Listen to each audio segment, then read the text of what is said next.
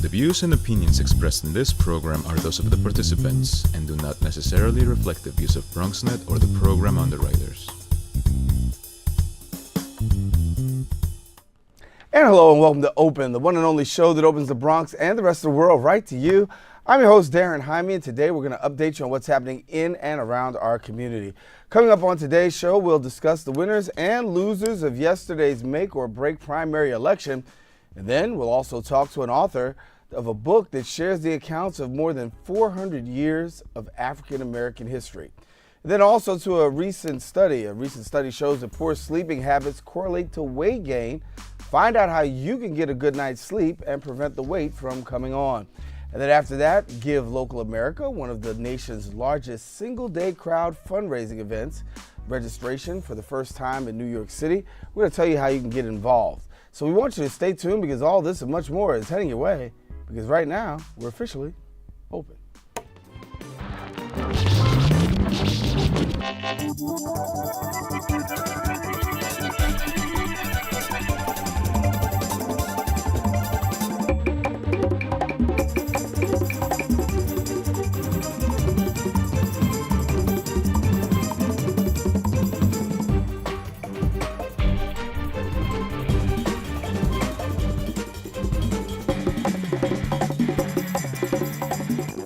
Hello everyone, I'm your host Darren Jaime, and today is Wednesday, March 16, 2016.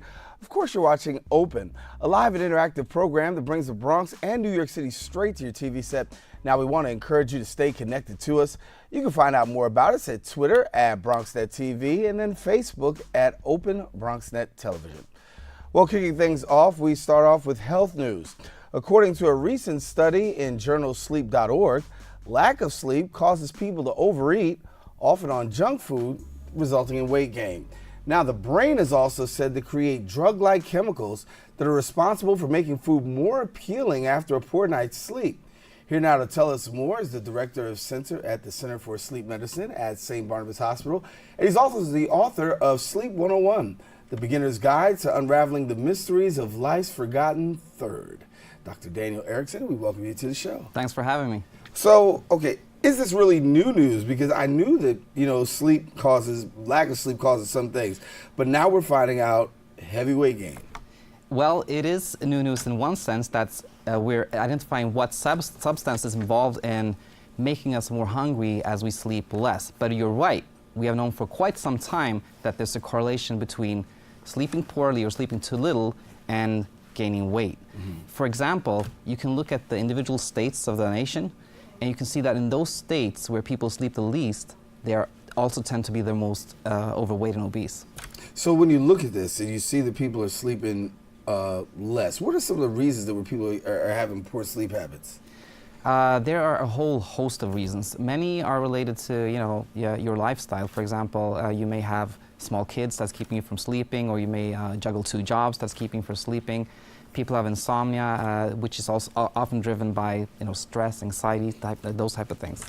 We hear now that food becomes extra appealing. You want more food, right? Sleeping less. Yes. Give us a little bit about the correlation there, because you got people who sleep less, they wake up in the morning and they want more food. Yes, and I want to highlight the findings of this new study. So I'm not going to put you on the spot here, mm-hmm. but you may have heard of the munchies.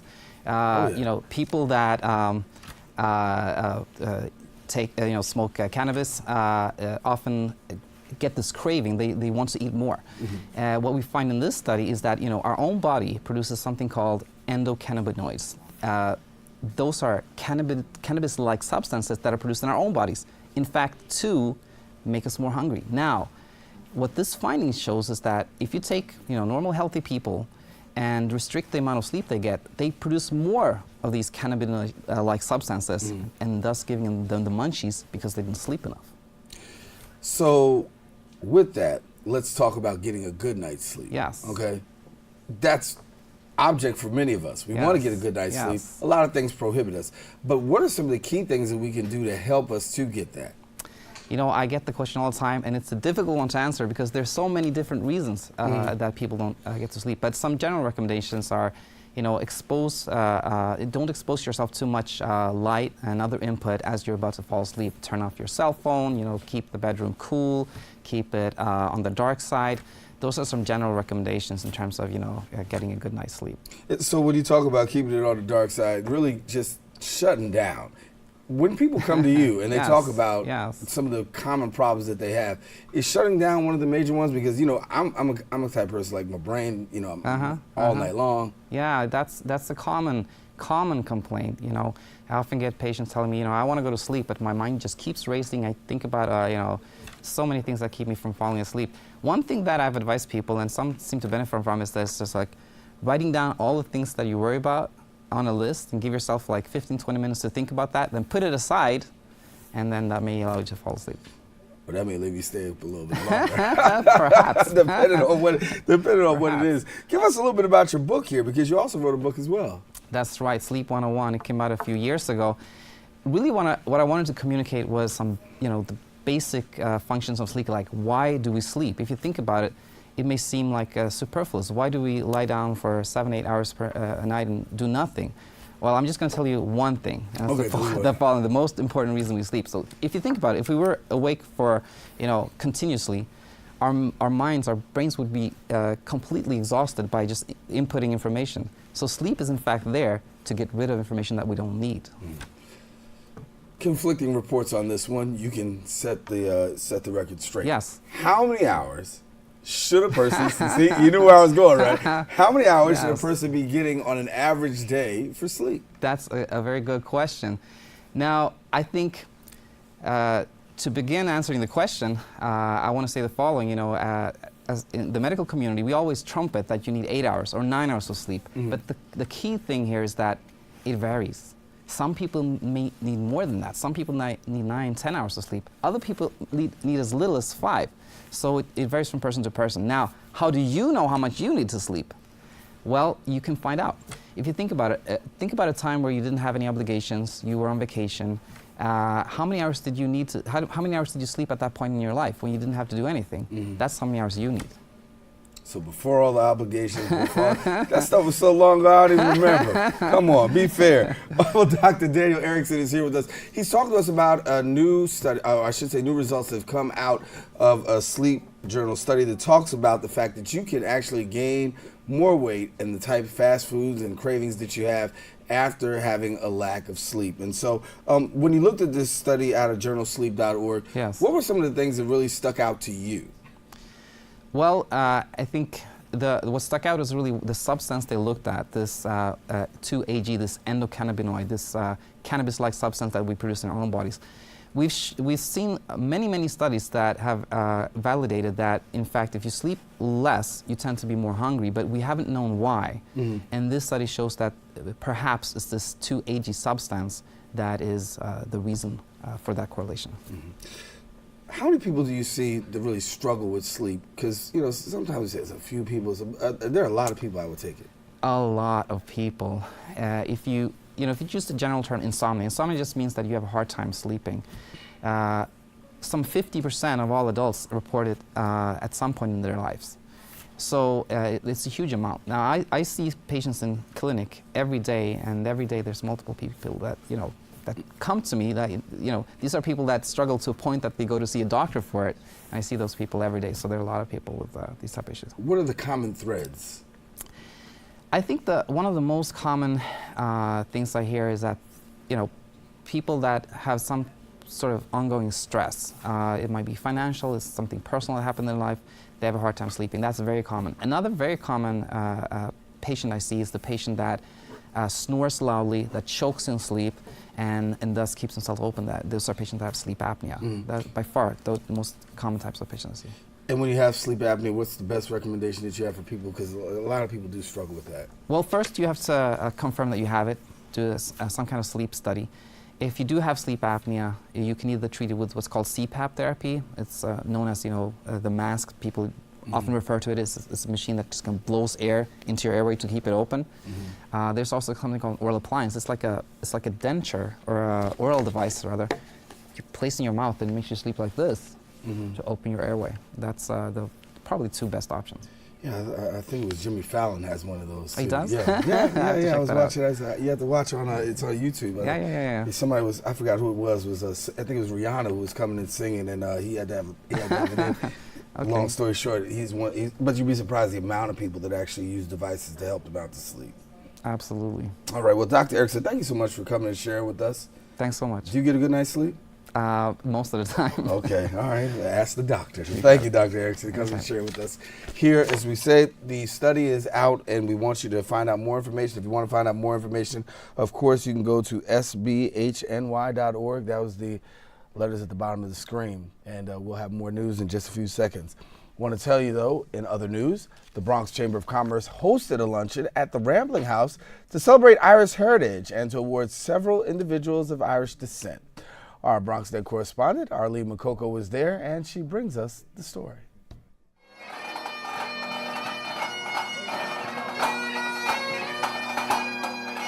Irish eyes were smiling at the Bronx Chamber of Commerce's Irish Heritage Month luncheon.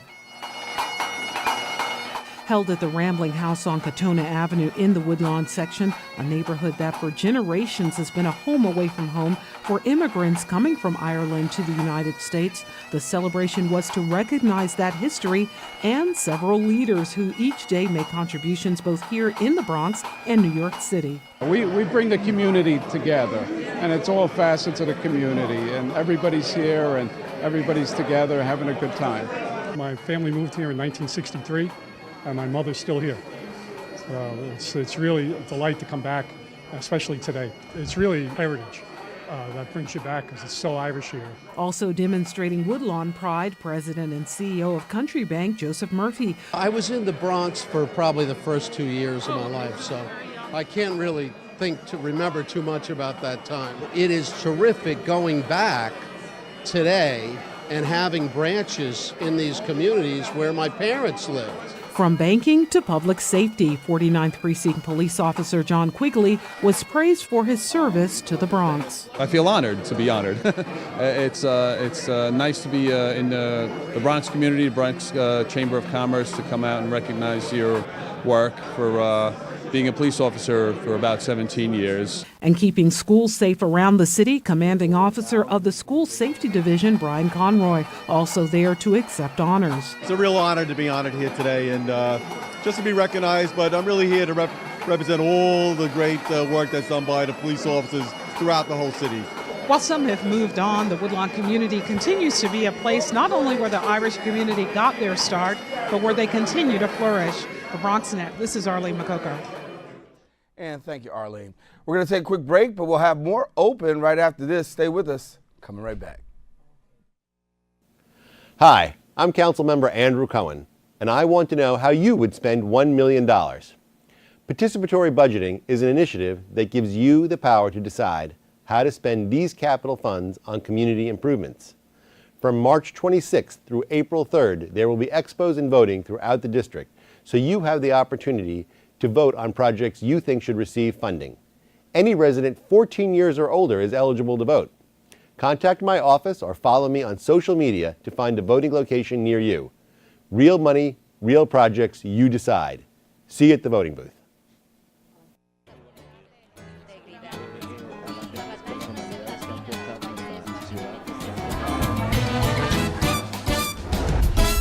If you want to stay in the know about the latest happenings en español, check out Diálogo Abierto, BronxNet's own Spanish show, Wednesdays 6:30 p.m. on Channel 67. The latest in news, arts, culture, politics, and what's going on in your neighborhood. Diálogo Abierto, the best way to stay connected in Spanish. See you there. Te esperamos. Hello, good people of the Bronx and beyond. Welcome to A Life in Art.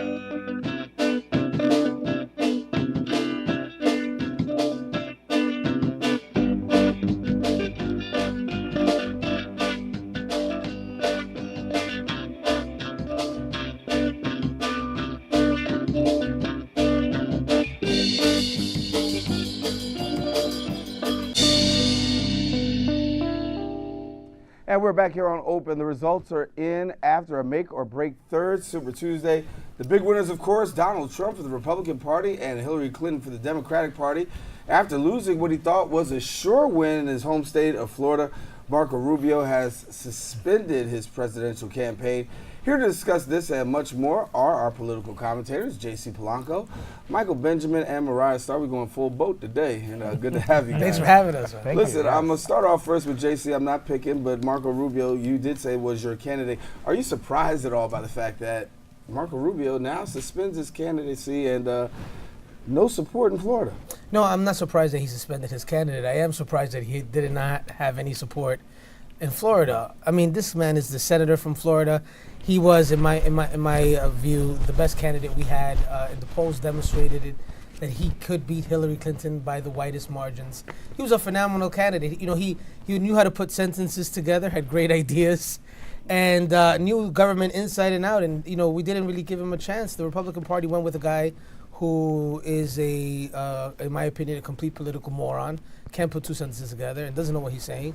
He's a Kanye West of politics today, with a little bit of Kim Kardashian. I think this is a disaster for the Republican Party, and I'm really saddened this morning. And Michael Benjamin knows what's going on. Everybody sent their condolences, including you. I did send my condolences, but we'll talk about that later. Let me talk to you. Let me bring Mariah in here and talk about this here, because what happens is you saw what JC said about Donald Trump. Yeah. And to a certain extent, that is exactly what some people say galvanizes voters to come out and support Trump. The fact that so many people are saying, listen, they take it at him in a personal way. They're really looking at him. And Trump voters say, he's not being taken seriously, and we're going to the polls. Well, that's the fundamental challenge with Trump. People are looking past all the factual evidence, they're looking past all the criticism, and they're forming a personal relationship with Trump himself. And they're doing it through Twitter, they're doing it through his reality TV shows, and this, again, shows the impact of celebrity on our politics. Because what Trump has done is he's demonstrated that he's able to go around all the gatekeepers of politics. And that's highly unusual. The gatekeepers are there for a reason, because they keep the Kim Kardashians out of politics. They keep the Kanye West out of politics. And so with the gatekeepers not functioning, now we're seeing a person who is not credible in any way as president, and yet people are still supporting him.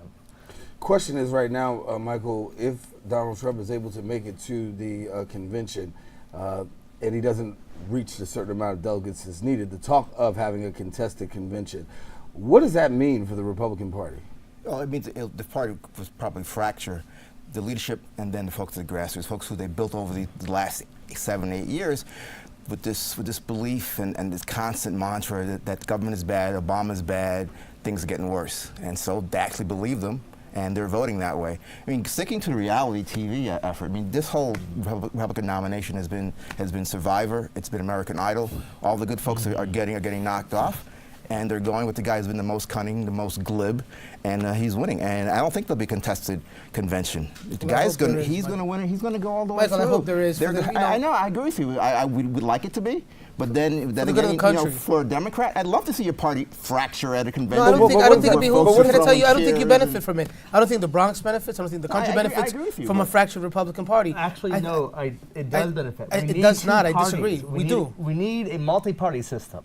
That's what we're getting. The Republican Party is 2 parties in one, and it's taken Donald Trump to show us that. It deserves to be 2 parties right now. The Constitution Party, the Libertarian Party, we need multiple parties, not 2 parties. Yeah, but the system system is still set up for 2 parties, because even if they go a third-party route, third-party candidate is going to draw votes from the Republicans, and they're definitely going to lose the White House. They're probably going to lose the Senate. So a fractured party would be good for the Democrats for that to happen. I don't think it's not good for America for that sort of thing to happen. And it's a chickens coming home to roost. You spent 7 years downgrading the president, downgrading the nation, he keeps saying that every show. These guys are actually voting what you've told them to vote. Darren, he keeps saying this every show. The reality is this: you have a candidate no, but that's not true. Okay, you have a candidate in the Republican Party. Where's Marco Mario says, hold up. He says he's not credible. credible. Absolutely. He's not a credible presidential candidate. He's not a credible Republican. The man has donated hundreds, if not millions of dollars to the Democratic Party and got Democrats elected at every single level of government. He gave Pelosi back the House. He gave the Senate back the Dems. He supported Hillary Clinton twice. And here Michael Benjamin is saying, oh, the chickens are home to roost. This is a man that's been supporting your party this whole time. He's not a Republican. The man is a celebrity. He doesn't speak our issues. He doesn't speak like a Republican. He doesn't have Republican principles. The man is just he came in and has our party held hostage. Well, let me ask this question here then. What does that mean on a local front? Because when you have a person like Donald Trump, if he's presumed to win the nomination, then you have local races. And you'll have a lot of people going out to the polls for local races. What do you think this is going to mean locally? I think as far as New York City is concerned, this is a Democratic town. Now we're looking at 6-1 Democrat to Republican. It means very little for everyone else. Hillary Clinton is going to win New York City big. As far as upstate New York, I'm sure there are parts where Trump is popular and there's parts where he's really despised. I'll tell you this. However, in places where there's swing voters, he's polling at 81% unfavorable in the Upper East Side. Just think about that for a second. This is a man that really has no business running for president of the United States. I'm in shock this morning still that this guy may go into the convention with the majority of delegates. Now, Michael says there's no way there's going to be a brokered convention or a contested convention. I think there is a shot. And if he doesn't have 1,237 votes, it's going to be a second ballot. And it's on that second ballot that you're going to see delegates that were supporting Marco, that were supporting Kasich, that and are going to join with Cruz. And we may see Senator Ted Cruz come in and win on the second ballot for the nomination. Now, we all know that Senator Cruz is a little too conservative for my taste, but I'd rather have a Senator Ted Cruz than a guy who has the support of the KKK and David Duke. But the one thing is, reality is Donald Trump has been winning despite everything we've talked about. What the reality of politics is, what it ought to be. His voters are voting for him, and I believe it's going to continue. It's as I said, it's American Idol, it's Survivor. The fittest, the wittiest, the most cunning is going to win, and that's going to be Donald Trump. Well, let me just jump here, and I got to switch sides, and Mariah, I'll let you start off with this one here. We got to go to the Democratic side. Of course, Hillary Clinton winning big. Now, many people thought that after Bernie Sanders had that upset win in Michigan, this would carry over yesterday. Any surprise for you? Not really. The surprise is that Bernie Sanders did not win Ohio, but there's probably a lot of Democratic voters who switch over to Kasich to support him. So what you have is a map that favored Clinton for the past few weeks with the South. Now it favors Sanders. So as the map goes to the Northeast and the West Coast, you're going to see a lot of Sanders strengths come out. And you're going to probably see California deciding this in June because a lot of Sanders support is there. And we're really seeing the possibility of a broker convention even on the Democratic side too. That's going to be highly unusual to have two broker conventions at the exact same time. I see JC say disagree. Mike, you say agree? Let me see. It's quite a possibility, but the important thing I think for New Yorkers is that April 19th becomes important for once. New York becomes an important player in a Democratic nomination. So I see them spending a lot of money here, spending a lot of money in California. Hillary has institutional support. She could possibly eke it out. It all depends on, she's beginning to adopt the Sanders campaign message. So it'll be about who can get the message out and then deliver their voters to the polls. But I think Ohio, the Democrats who voted Republican primary were Hillary voters, not Sanders voters. Sanders probably would have voted for Trump. I'm going to take a quick break and come back. JC's going to start us off in our next segment, and we'll be right back right after this. Hey, look, it's those guys. What's up? What's happening today? Let's do those pearly whites, man. Yeah. The boys, check it out.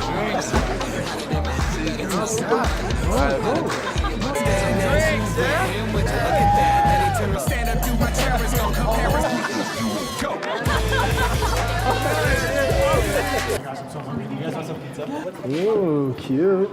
Are you good to try? I'm fine. Hey girl, what's up? What's the name? What's good? What's up? How many did you have? I should be fine. You should be. Sir, go and step out of the vehicle for me. Yes, sir. See ya, buddy. Today, Sean's got a hearing. We'll see how it goes. Good luck. The 60s, and they are running to the polls. And we're back here on Open. We got to continue our conversation. JC Blanco, a lot being said off camera, but let me start with you as we talk about the Democrats. And I know you don't like to talk about the Democrats, but you do like to talk about the Democrats. Yes, you have some friends. But let me talk about the Bernie Sanders factor, because a lot of people saying that, as Mariah has said, this could possibly be the upswing for Bernie Sanders. Do you still give him a shot? No, not at all. I think Bernie's done. You know, it would have been nice to see a brokered convention, and the infighting that we're having on their side, it would have been really good, actually. But I don't think it's going to happen. I think Hillary has, decades of support. We're talking about decades of national institutional support. She has superdelegates that Bernie does not have.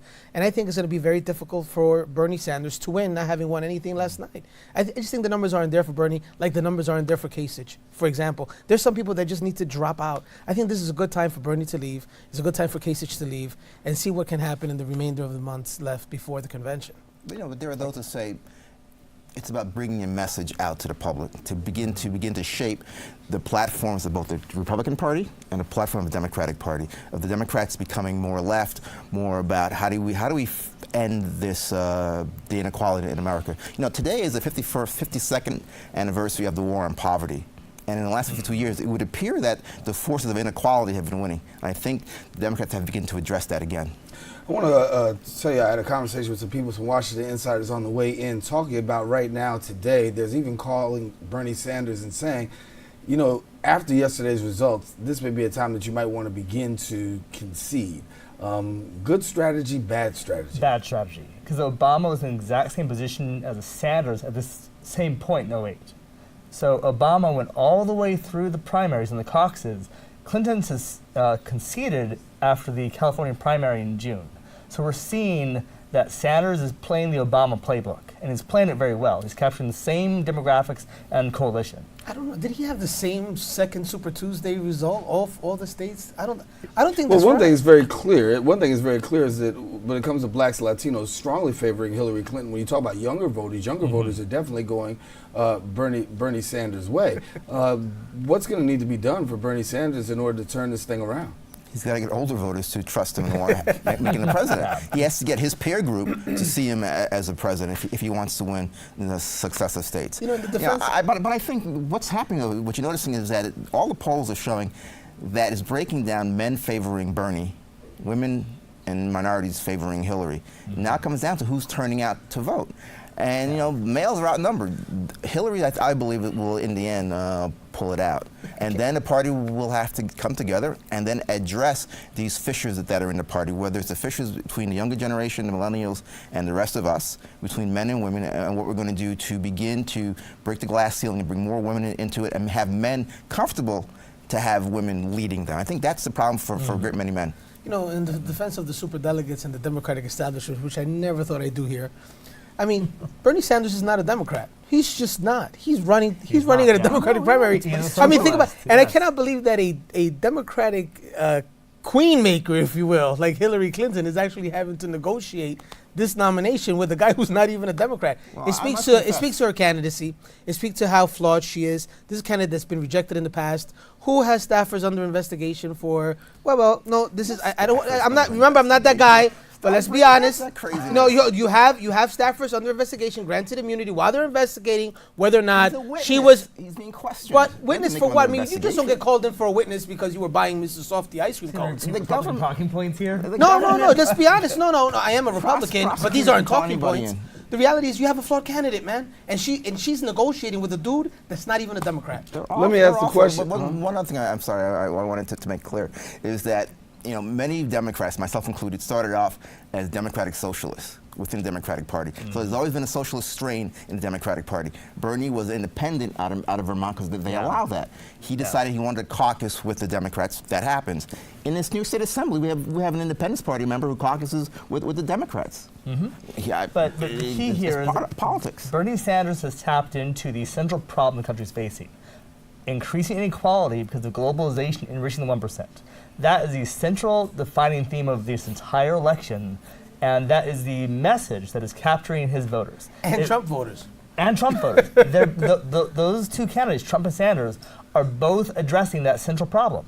And Sanders is bringing Clinton to the left to fix that. So whoever fixes that problem will be able to capture the coalition to address the presidency and the Congress simultaneously. Yeah, Well, but there's one part of the part of the Trump coalition now are racists who aren't adjusting themselves to the changing demographics in America. Yeah. Well, because you have the Syracuse pen, you got the last word. Okay? Michael Benjamin. We're going to win on Friday. All right. Yes, we hope so. J.C. Blanco, Mariah Starr, Michael Benjamin, thank you so much for joining us. And, of course, they will continue to break down all the latest that's going on in the political world here for us. So tune in every Wednesday up until that fateful day in November where we break down the latest in all political action. Got to take a quick break, but we're going to do this first. There were some artists that gathered at the Longwood Art Gallery for the Bronx Africa exhibition. It's called Meet the Artists, and they had the opportunity to show off their photographs as well as participate in a panel discussion featuring their work. BronxNet reporter Veronica Guiti has more.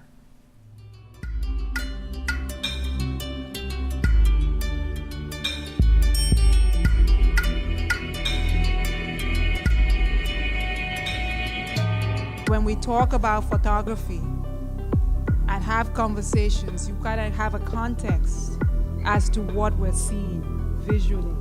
When I was in college, I went with something called the Experiment in International Living for a semester program to Ghana. I went into Togo, into Burkina, which was Upper Volta at that point, Mali, Niger. Culture is underneath everything that we do, the food we eat, what we wear, what we think about, what we value. And so it is a struggle, and it's a struggle because of the lack of respect for art in this culture. Osaratin, who's also a graduate of Hostos Community College, said that photography was never on his radar until he came here to the States. I moved from Nigeria in 2002. My dad originally moved from Lagos in 1996 to the Bronx. So, now I was looking for a job. The economy was really down at that time. And, I volunteered at Lincoln Hospital. On my lunch break, I started to notice the neighborhood, and I said, sooner or later, we're hearing about all these changes taking place in the Bronx. And I said, what? I'm going to document, this place I've been in. Africa is a global community. I mean, it's 54 countries, but, we're a global community. We're New World people. We're continental Africans. We're recent migrants. And so we're all connected.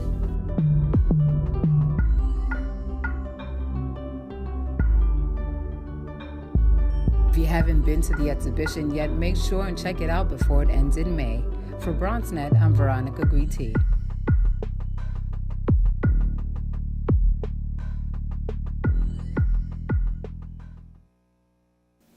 Hi, I'm Councilmember Andrew Cohen, and I want to know how you would spend $1 million. Participatory budgeting is an initiative that gives you the power to decide how to spend these capital funds on community improvements.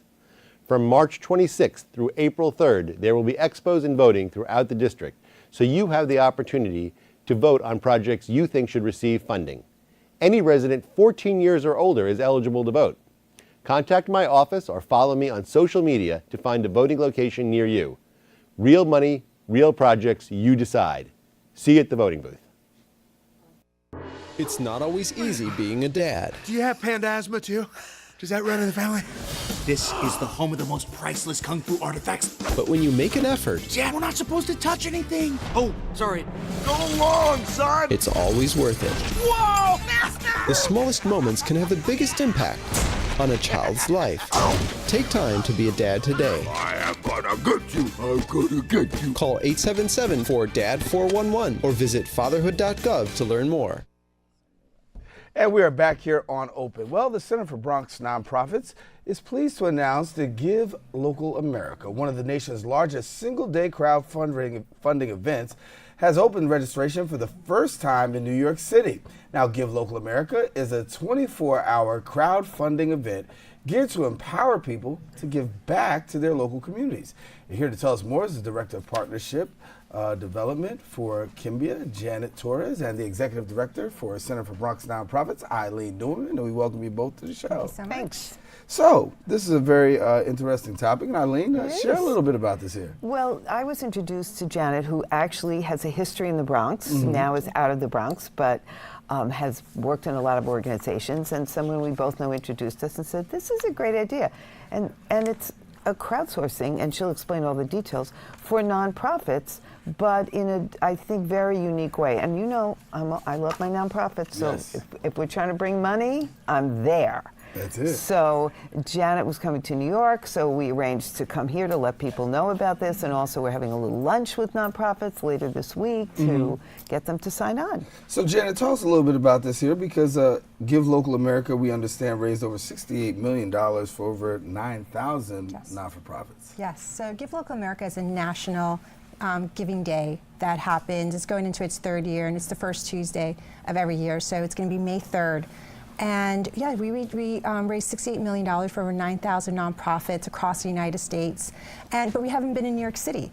And a native New Yorker, born and bred in Queens, but spent a lot of my time in my career here in the Bronx. I'm a Fordham University graduate at Rose Hill. All right, there you go. I really felt like this is an incredible opportunity, not only for the nonprofits of New York City, but for Bronx nonprofits in particular.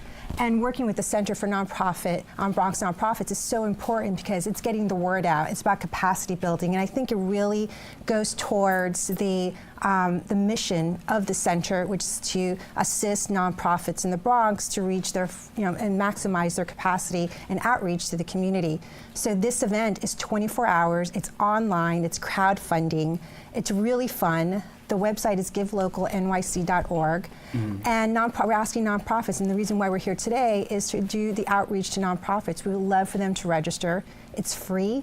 It doesn't cost them anything to participate.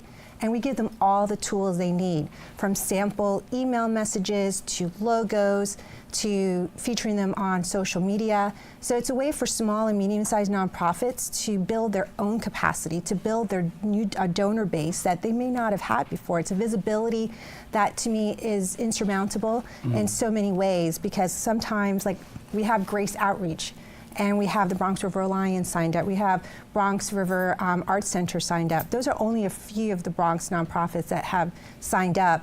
And this is a way for them to do something completely new and engaging and fun. And I think the people of New York City, so it's not just about Bronx, the Bronxites who are giving on that day, but it's across the city and across the country, because I live in Austin, Texas now. Oh, yeah.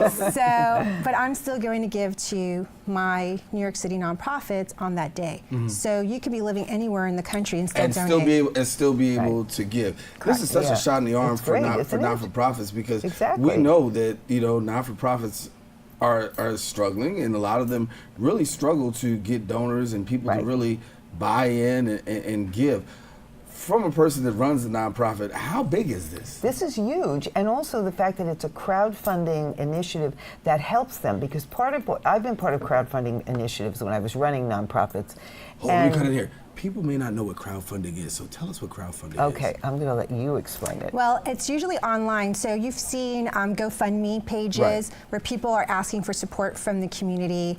And so this is just a way to do it online. Crowdfunding just means you're getting the resource, you're going out to the public and asking them via the internet, via a campaign online, to ask them to donate, and it's very easy. Okay, back to Eileen. So a lot of times people have to create their own landing page, and they just don't have people who are going to be, it's like putting up a Facebook page if you don't have somebody who can really keep populating it. Right. And so sometimes people walk away from it. For A, they may never have had experience raising money this way, so they're not quite sure about it. Right. And B, they have nobody who's going to help them figure out what are all the different steps and what are the components. And that, I think, was the most exciting thing about this, was A, they weren't taking money to do it, and B, they were providing everything that nonprofits need and don't have. So you don't have to have that person in your office who's the funder, who's going to be a fundraising person, who's going to now have this added to their plate, because you'll have everything and you can just use what they're providing. Yeah.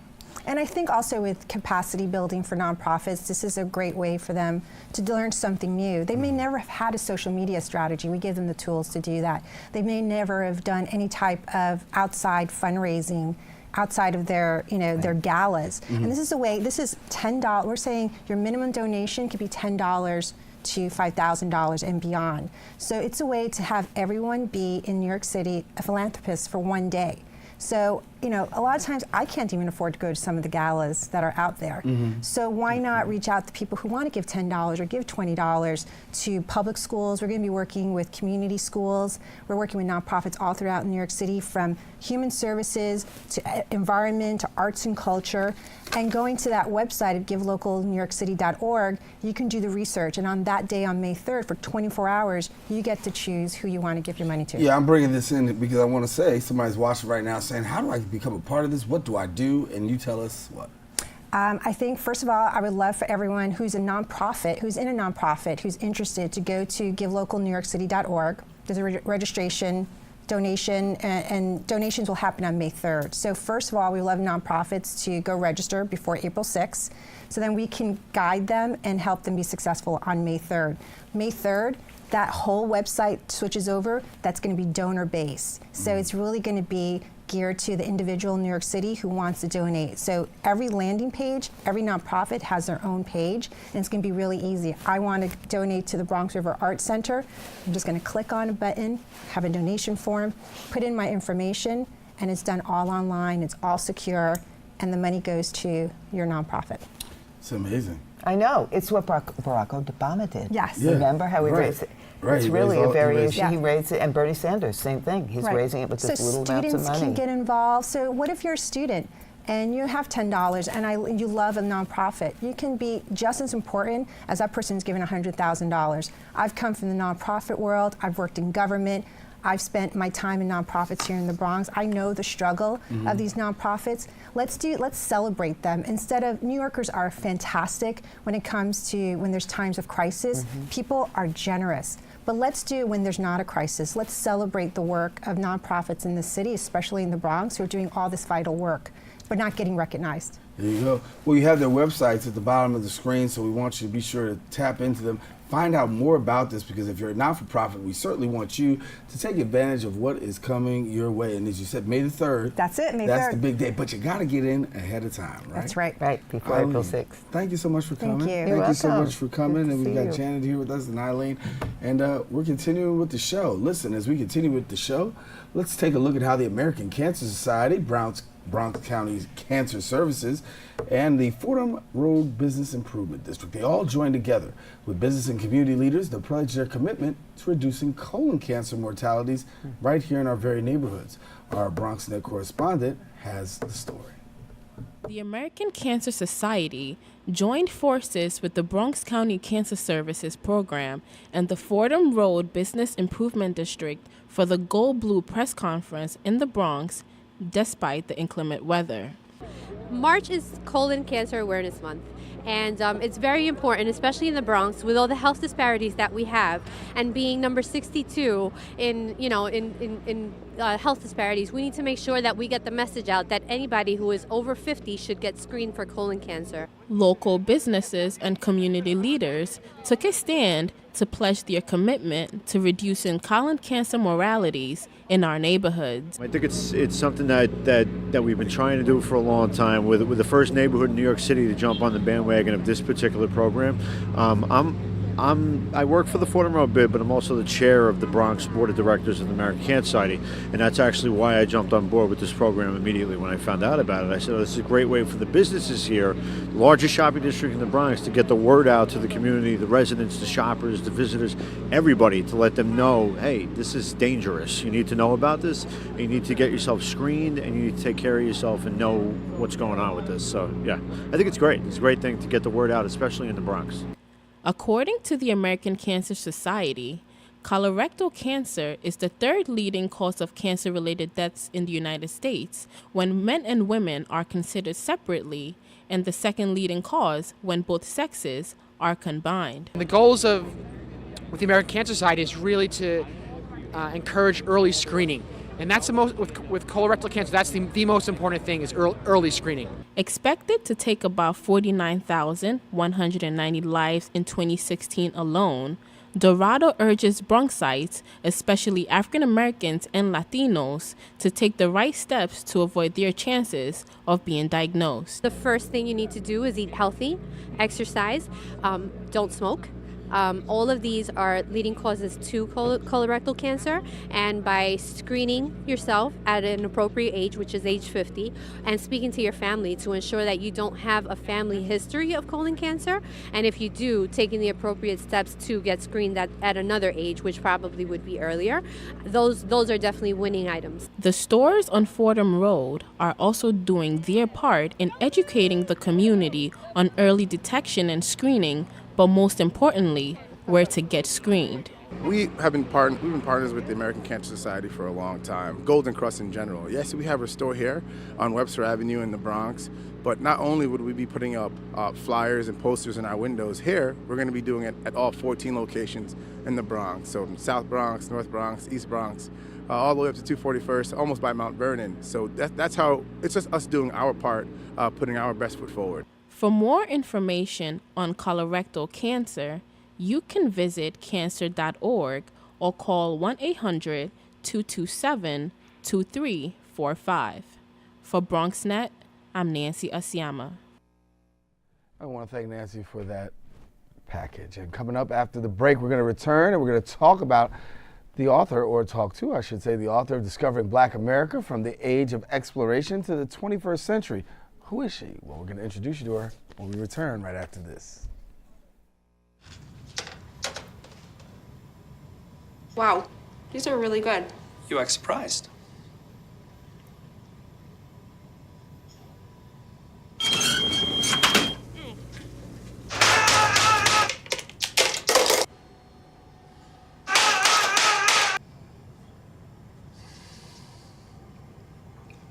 Practice makes perfect. You don't have to be perfect to be a perfect parent. There are thousands of teens in foster care who don't need perfection. They need you. And I thought I was the only one that struggled making cookies. Well, our next guest has worked as a freelance journalist writing on the history of African Americans for the New York Daily News. She's here now today to discuss her latest book, Discovering Black America from the Age of Exploration to the 21st Century, and upcoming books she's got coming right around the corner. She's author Linda Tarrant-Reed, and we welcome you to the show. Well, thank you for having me. I've had you on another forum, but this is the first time you come on the live show and hang out with me. It's live? It's live. Oh, my goodness. That's why we got to talk quick. Okay, Hey. okay. But listen, good to have you. And as we talk about your book, Discovering Black America, obviously an opportunity for people to understand a little bit in depth Black history. Yes, working on this book, first of all, it took me 6 years to do the research. I started out, and I'm glad I did not know how daunting and how all-encompassing the African American experience was, because if I had known, I probably would not have been able to do the book. But researching the book one period at a time and bringing forth the African American experience and contributions has been the most inspiring project I've ever worked on. So we packaged it. My publisher, which is a wonderful publisher of young readers' books, they've done a wonderful job with the photographs, with the charts, with the maps, and with the production. So it starts with the Age of Exploration all the way up to the 21st century. And I was lucky enough to get, the election of the first African American president in. And that's a huge accomplishment. It covers a lot. Yes, it does. Now, I'm saying because you took 6 years to do this. Yes. And then you also have another book that's on the horizon, but it's not Discovering Black America. You're talking about Discovering Latino America. Yes, yes. And I think that it's really important to be able to trace the history of other groups that have contributed to the American experience. So my publisher was kind enough to give me another contract, and this is becoming a series, a Discovering America series. So now I'm working on Discovering Latino America, and I am finding similarities in the struggle, in the journey. And, they come up against some of the same challenges. Some of them were enslaved, absolutely, but not for the amount of time that the Africans were enslaved.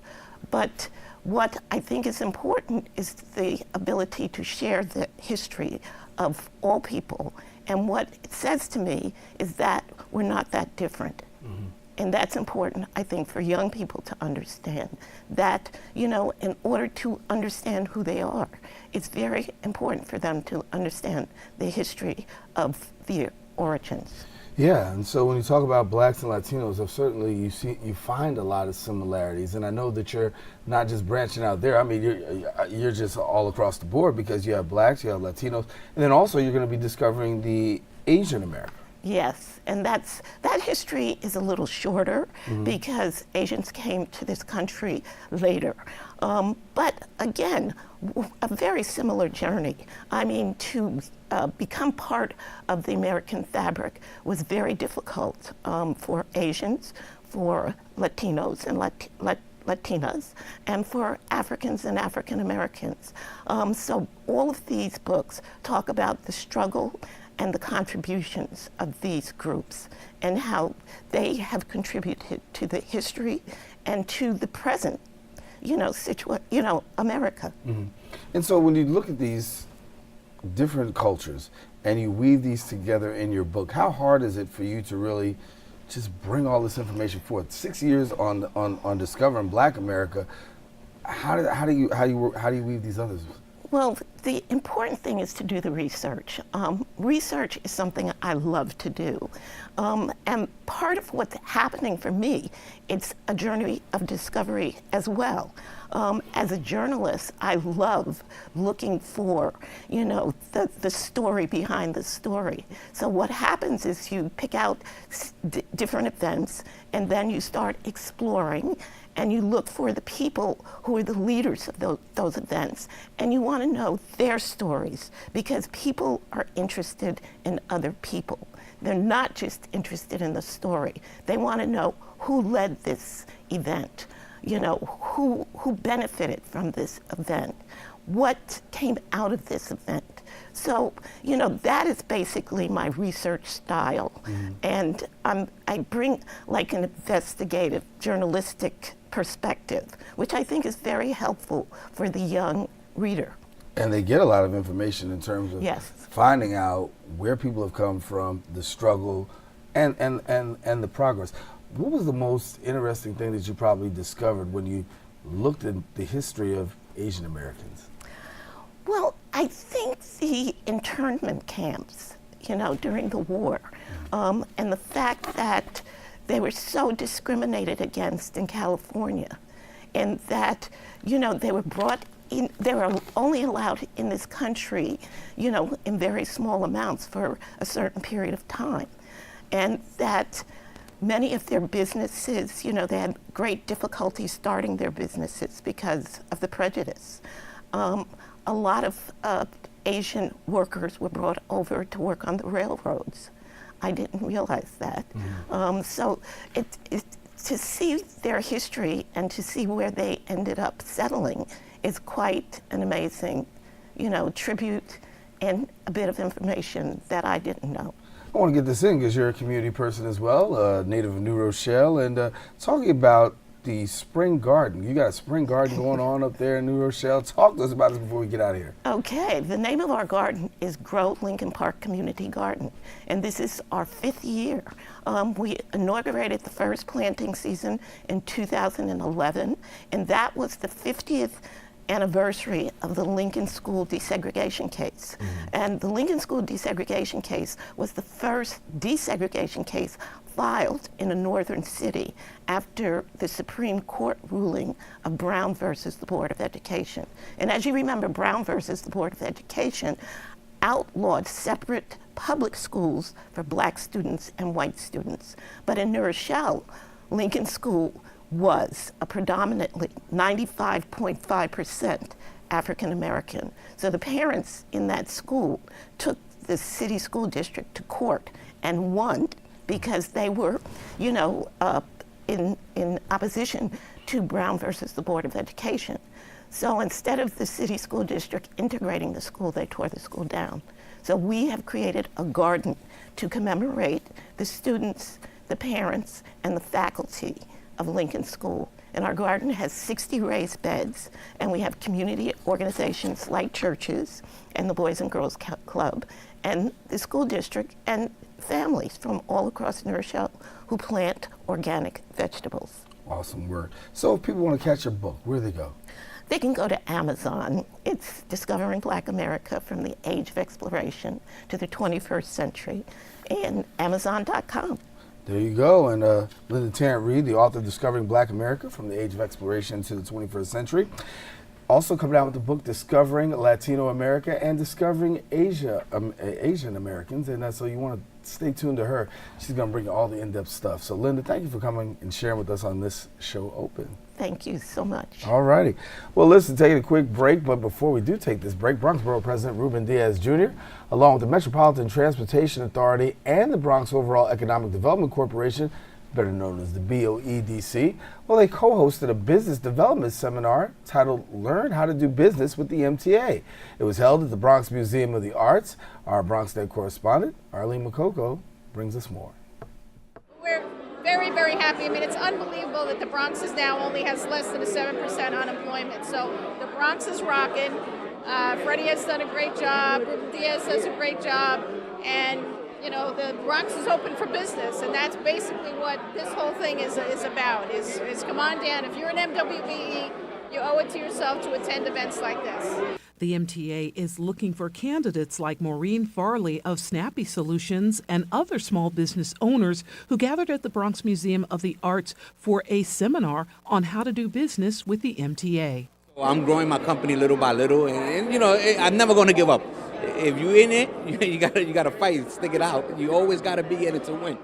Partnering with the Office of the Bronx Borough President and the Bronx Overall Economic Development Corporation, the goal is to get them prepared. This was the first of 4 more that we're going to have this year, and as the borough president indicated, this is the beginning of the rest of what we're going to do for our small businesses.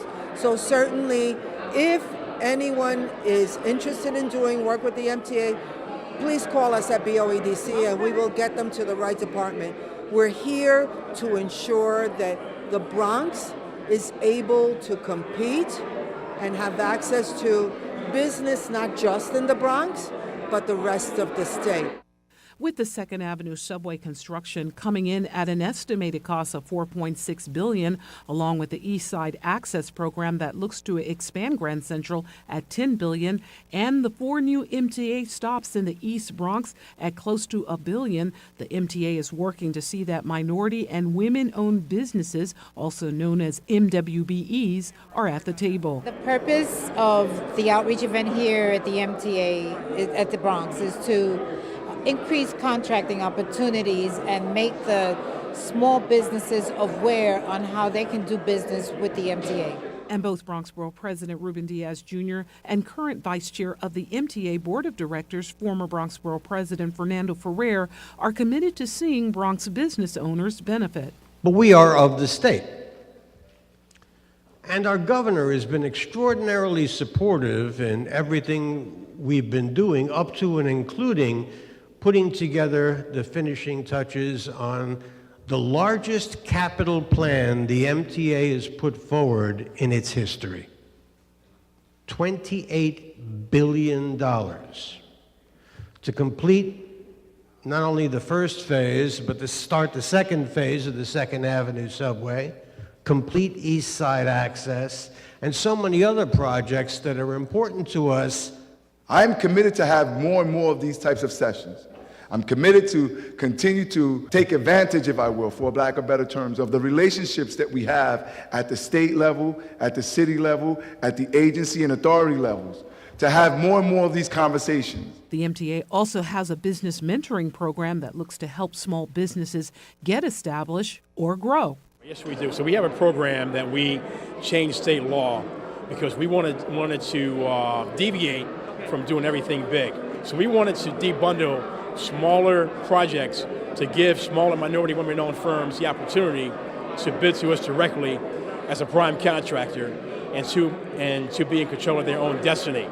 As you can see, MTA staff still working with small businesses here. There will be several more being held throughout the year, sponsored by the Bronx Borough President's Office and the Bronx Overall Economic Development Corporation. For more information on those, you can go to the BOEDC Facebook page. For BronxNet, this is Arlene Makoko. And we want to thank Arlene for her report. Well, we're about out of show. It's been a pleasure coming into your homes. We want to thank our guests for joining us, and most of all, you, the viewer, for tuning in.